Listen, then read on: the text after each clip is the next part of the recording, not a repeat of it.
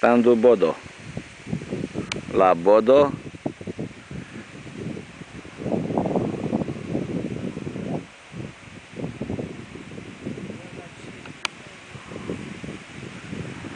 A ce umorul?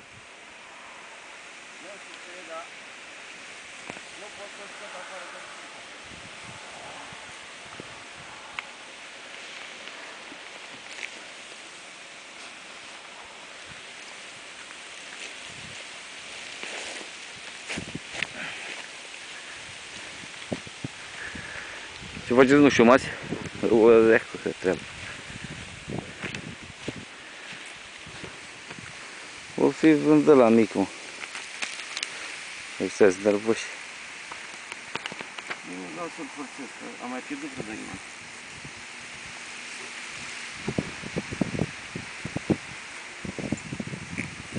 Ai pierdut 2 mari? Da. Ha? Unde ai pierdut? Aici, s-au dus în stânga.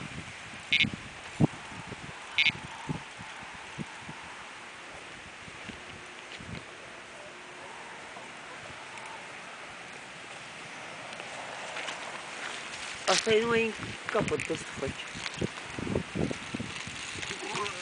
Frate, bă, să nu pot să ridic și asta, mă.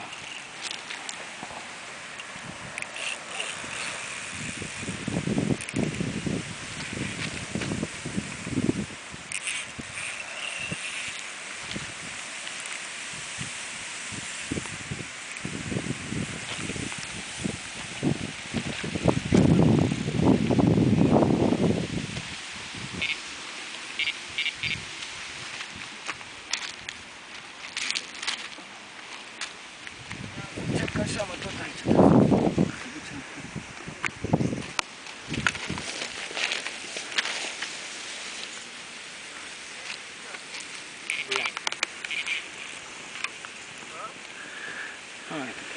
Oricum a obosit și el. El ca el, dar și eu. Da, ce vrei, asta e? Hai.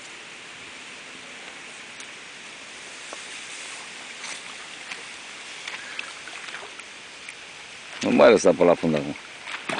O, dar e frumușel. E de car. A, nu e. Ba, da, e. Lasă mai jos minciugul.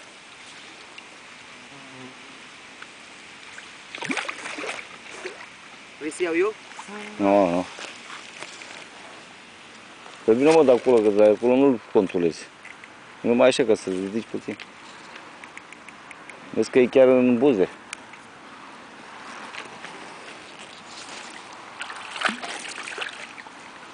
Aia de bagă minciugul. Nu, apoi ce să bagi?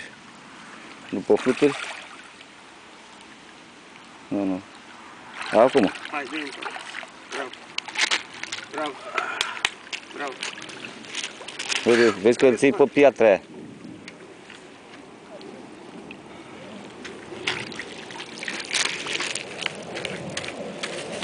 Un decar. Dă-te spate. Ne? Păi a aruncat-o la 130 de metri. Ai început să intri pe el, a? E. Unul la... Uite, la muncit.